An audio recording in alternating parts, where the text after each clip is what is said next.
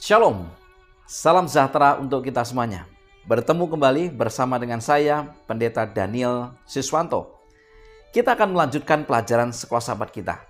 Saudara, kita telah tiba di pelajaran yang ke-11 di triwulan yang pertama di tahun 2025 ini. Satu pelajaran dengan judul, apalagi yang dapat aku perbuat. Namun sebelum kita mempelajari pelajaran ini lebih lengkap, mari kita tunduk kepala, kita berdoa, kita meminta kuasa Roh Kudus Tuhan. Mari kita berdoa. Bapa di surga, bila mana kami akan mempelajari firman-Mu melalui pelajaran sekolah sahabat ini, urapi kami dengan kuasa Roh Kudus Tuhan. Mampukan kami untuk mengerti dan memahami akan firman ini, sehingga kami boleh bertumbuh, kami menjadi umat-umat Tuhan yang setia. Berkati pemirsa dimanapun mereka berada. Dalam nama Yesus kami berdoa. Amin. Apalagi yang dapat aku perbuat. Ayat inti terdapat di dalam Yohanes 18 ayat 37. Maka kata Pilatus kepadanya, "Jadi engkau adalah raja?" Jawab Yesus, "Engkau mengatakan bahwa aku adalah raja. Untuk itulah aku lahir dan untuk itulah aku datang ke dalam dunia ini, supaya aku memberi kesaksian tentang kebenaran. Setiap orang yang berasal dari kebenaran mendengarkan suaraku." Saudara, pelajaran pekan ini menekankan 3 pokok utama. Kita perlu mengakui keadilan Tuhan, kita perlu mengakui niat kasih Tuhan, kita perlu mewartakan keadilan dan niat kasih Allah. Pertanyaan bagi kita adalah, bagaimana kita dapat mengakui dan menyatakan keadilan dan niat kasih Tuhan dalam kehidupan kita sehari-hari dan dalam percakapan kita tentang Tuhan? Mari kita mempelajari lebih lengkap di pelajaran hari Minggu dengan judul Kristus Sang Pemenang. Kitab suci menggambarkan iblis sebagai yang pertama, penipu seluruh dunia sejak permulaan. Wahyu 12 ayat 9, Yohanes 8 ayat 44, 2 Korintus 11 ayat 3. Yang kedua, penfitnah dan penuduh Allah dan umatnya di surga. Wahyu 12 ayat 10, Wahyu 13 ayat 6, Ayub 1 sampai dengan 2, Zakaria 3 ayat 1 sampai dengan 2. Yang ketiga, penguasa yang merampas dunia ini. Yohanes 12 ayat 31, Yohanes 14 ayat 30, dan Yohanes 16 ayat yang ke-11. Kitab suci juga mengajarkan bahwa Yesus adalah pemenang atas iblis dalam segala hal. Yang pertama, Yesus datang ke dalam dunia untuk memberi kesaksian tentang kebenaran. Yohanes 18 ayat 37. Yang kedua, melalui salib, Yesus secara luar biasa menunjukkan kebenaran dan kasih Allah yang sempurna. Roma 3 ayat 25, ayat 26, Roma 5 ayat ke-8. Dan dengan demikian menyangkal tuduhan fitnahan iblis. Wahyu 12 ayat 10 dan 11. Yang ketiga, Yesus pada akhirnya akan menghancurkan kerajaan iblis yang tahu bahwa waktunya sudah singkat. Wahyu 12 ayat 12, Roma 16 ayat 20, dan Kristus akan memerintah sampai selama-lamanya. Wahyu 11 ayat yang ke-15. Saudara, pada akhirnya apapun yang iblis lakukan, dia sudah menjadi musuh yang dikalahkan. Dan kuncinya bagi kita adalah mengklaim kemenangan Kristus bagi diri kita sendiri setiap hari, saat demi saat, dan juga menuntut janji-janji yang ditawarkan salib kepada kita. Di pelajaran hari Senin dengan judul Yang Adil dan Yang Benar. Kekalahan total pemerintahan musuh terjadi dalam 2 tahap. Yang pertama, melalui pekerjaan salib. Kristus membuktikan bahwa tuduhan fitnah iblis itu tidak benar. Di salib, Allah memberikan perwujudan sejati dari kasih dan kebenaran Allah. Yang kedua, pada akhirnya iblis dan kerajaannya akan dibinasakan. Wahyu 20 ayat yang ke-10. Dalam pena inspirasi, hamba Tuhan Ellen G. White, Alfa dan Omega, jilid 6, halaman 414, menyatakan, setelah kematian Yesus, setan melihat bahwa sasarannya sudah dirusakkan. Cara kerjanya dipaparkan di hadapan malaikat-malaikat yang tidak jatuh dan di hadapan semesta alam. Ia telah menyatakan dirinya sebagai pembunuh. Oleh menumpahkan darah anak Allah, ia telah mencabut dirinya sendiri dari simpati makhluk-makhluk surga. Saudara, sejarah penebusan memberikan banyak bukti bagi kita untuk yakin bahwa Allah senantiasa bekerja untuk menghasilkan apa yang baik bagi semua pihak. Mazmur 145 ayat 17, firman Tuhan berkata, Tuhan itu adil dalam segala jalannya dan penuh kasih setia dalam segala perbuatannya. Daniel 4 ayat 37. Jadi sekarang aku, Nebukadnezar, memuji, meninggikan dan memuliakan Raja Sorga, yang segala perbuatannya adalah benar dan jalan-jalannya adalah adil, dan yang sanggup merendahkan mereka yang berlaku congkak. Wahyu 15 ayat 3. Dan mereka menyanyikan nyanyian Musa, hamba Allah, dan nyanyian anak domba bunyinya. Besar dan ajaib segala pekerjaanmu ya Tuhan, Allah yang Maha Kuasa. Adil dan benar segala jalanmu ya Raja segala bangsa. Di pelajaran hari Selasa dengan judul Nyanyian Kekasihku. Yesaya 5 ayat 1. Aku hendak menyanyikan nyanyian tentang kekasihku. Nyanyian kekasihku tentang kebun anggurnya. Kekasihku itu mempunyai kebun anggur di lereng bukit yang subur. Saudara, pemilik kebun anggur adalah Allah sendiri. Dan kebun anggur melambangkan umatnya. Yesaya 1 ayat 8, Yeremia 2 ayat 21. Pemilik kebun anggur telah melakukan segala sesuatu yang dapat dilakukan untuk menjamin berkembangnya kebun anggurnya. Kebun anggur seharusnya menghasilkan buah anggur yang baik. Namun yang dihasilkan hanya anggur asam, yang dalam terjemahan lain disebut sebagai tidak berharga. Kata Ibrani di sini secara harafiah dapat diterjemahkan sebagai buah busuk. Sungguh ironis kebun anggur Allah menghasilkan buah anggur yang busuk. Yesaya 5 ayat yang kedua.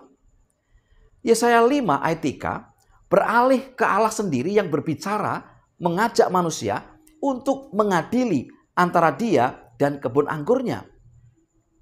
Dan dalam Yesaya 5 ayat 4 Allah sendiri mengajukan pertanyaan yang sangat penting. Apakah lagi yang harus diperbuat untuk kebun anggurku yang belum kuperbuat kepadanya? Aku menanti supaya dihasilkannya buah anggur yang baik. Mengapa yang dihasilkannya hanya buah anggur yang asam? Dalam pertanyaan Yesaya 5 ayat 4 ini merupakan seruan untuk mengakui niat dan tindakan kasih Allah atas nama umatnya.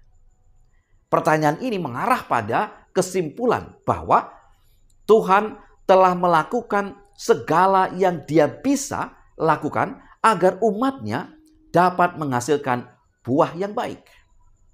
Saudara, oleh karena itu, pertanyaan ini pada akhirnya merupakan sebuah ajakan untuk mengakui seluruh keinginan, tindakan, dan harapan penuh kasih yang Tuhan miliki atas nama umatnya. Di pelajaran hari Rabu dengan judul Perumpamaan Kristus tentang kebun anggur. Matius 21 ayat 33. Dengarkanlah suatu perumpamaan yang lain. Adalah seorang tuan tanah membuka kebun anggur dan menanam pagar sekelilingnya. Ia menggali lubang tempat memeras anggur dan mendirikan menara jaga di dalam kebun itu. Kemudian ia menyewakan kebun itu kepada penggarap-penggarap lalu berangkat ke negeri lain. Mari kita lihat beberapa fakta yang menarik ini. Yang pertama, pemilik kebun anggur menyewakan kebun itu kepada para penggarap lalu berangkat ke negeri yang jauh. Para penggarap kebun anggur merupakan referensi kiasan untuk imam-imam kepala dan orang-orang Farisi. Matius 21 ayat 45. Yang kedua, pemilik kebun anggur 2 kali mengutus hamba-hambanya, yaitu para nabi, untuk mengumpulkan hasilnya. Para penggarap itu memukul dan membunuh hamba-hambanya. Matius 21 ayat 34 sampai dengan 36. Dan yang ketiga, pemilik kebun anggur akhirnya mengutus anaknya. Dalam hal ini adalah Yesus. Sambil berkata, anakku akan mereka segani. Matius 21 ayat 37. Namun mereka juga membunuh anaknya sambil berkata, ia adalah ahli waris. Matius 21 ayat 38 dan sampai dengan 39. Saudara, pelayanan dan pengorbanan Yesus adalah sebuah demonstrasi karakter Allah. Tidak seperti yang dituduhkan oleh Lucifer. Peristiwa salib menunjukkan bahwa Allah telah melakukan segala sesuatu yang dapat dilakukan untuk mengurangi dan menghilangkan kejahatan. Namun tanpa merusak konteks berkembangnya kasih yang sejati. Meskipun manusia sangat menderita dalam pertentangan kosmis ini, yang paling menderita adalah Allah sendiri. Ketika kita memandang salib, tentulah kita dapat melihat betapa besar penderitaan dan kepedihan yang ditimbulkan oleh dosa kepada Allah sendiri. Namun, begitu sakralnya kebebasan yang melekat dalam kasih sehingga Kristus rela menanggungnya demi kita. Di pelajaran hari Kamis dengan judul Pembersihan Nama Baik Allah.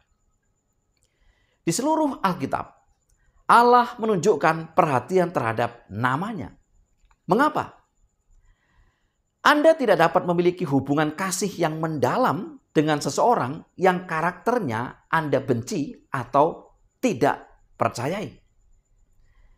Jika seseorang mengatakan kepada pasangan atau calon pasangan Anda kebohongan yang mengerikan tentang karakter Anda akan melakukan segala daya upaya untuk melawan tuduhan tersebut. Karena jika tuduhan tersebut dipercaya, hal itu akan merusak hubungan kasih Anda. Nama Allah dibersihkan dalam segala hal. Yang pertama, nama baik Allah dibersihkan di kayu salib dan melalui keseluruhan rencana penebusan. Allah itu murah hati dan adil. Yang kedua, dalam penghakiman sebelum kedatangan Yesus, nama baik Allah dibersihkan di hadapan alam semesta. Daniel 7 ayat 10. Lalu duduklah majelis pengadilan dan dibukalah kitab-kitab.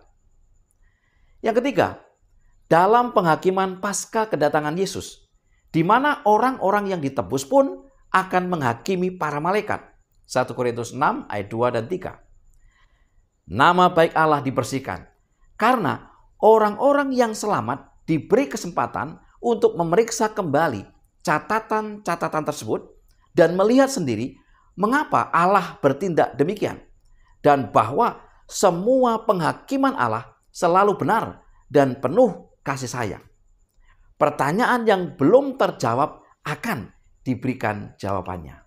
Saudara, pada akhirnya setiap lutut akan bertekuk dan segala lidah akan mengaku bahwa Yesus adalah Tuhan. Filipi 2 ayat 10 dan 11. Sebagai kesimpulan pelajaran sekolah sahabat kita. Yang pertama, apapun yang iblis lakukan, dia sudah menjadi musuh yang dikalahkan. Dan kuncinya bagi kita adalah mengklaim kemenangan Kristus bagi diri kita sendiri setiap hari, saat demi saat, dan juga menuntut janji-janji yang ditawarkan salib kepada kita. Yang kedua, sejarah penebusan memberikan banyak bukti bagi kita untuk yakin bahwa Allah senantiasa bekerja untuk menghasilkan apa yang baik bagi semua pihak. Yang ketiga, Tuhan telah melakukan segala yang Dia bisa lakukan agar umatnya dapat menghasilkan buah yang baik. Yang keempat, ketika kita memandang salib, maka kita dapat melihat betapa besar penderitaan dan kepedihan yang ditimbulkan oleh dosa kepada Allah sendiri. Yang kelima, kita tidak dapat memiliki hubungan kasih yang mendalam dengan seseorang yang karakternya kita benci atau tidak kita percayai. Saudara-saudara yang diberkati Tuhan, itulah pelajaran yang bisa saya bagikan pada pekan ini. Semoga membantu kita memahami dan mengerti akan karakter Allah, kasih Allah, keadilan Allah. Mari kita tunduk kepala dan berdoa. Bapa yang di surga, Allah yang berkemurahan, ya Roh Suci, urapi kami dengan hikmat akal budi-Mu. Mampukan kami untuk mengerti dan memahami akan firman ini. Berkati seluruh pemirsa dimanapun mereka berada. Kiranya firman ini akan menuntun kami, menolong kami semakin bertumbuh di dalam Tuhan, menjadi umat-umat Tuhan yang setia. Bahkan ketika kejahatan keadaan di dunia ini, bahkan iblis dengan segala daya untuk merongrong kami tetap berpegang kepada Tuhan, mengandalkan Tuhan. Terima kasih. Dalam nama Yesus kami berdoa. Amin. Saudara-saudara yang dikasihi Tuhan, biarlah kita akan terus mempelajari, menggali akan firman Tuhan. Mari kita terus mempelajari pelajaran sekolah sahabat kita. Sampai bertemu di pekan berikutnya. Selamat belajar, selamat sahabat. Tuhan memberkati kita.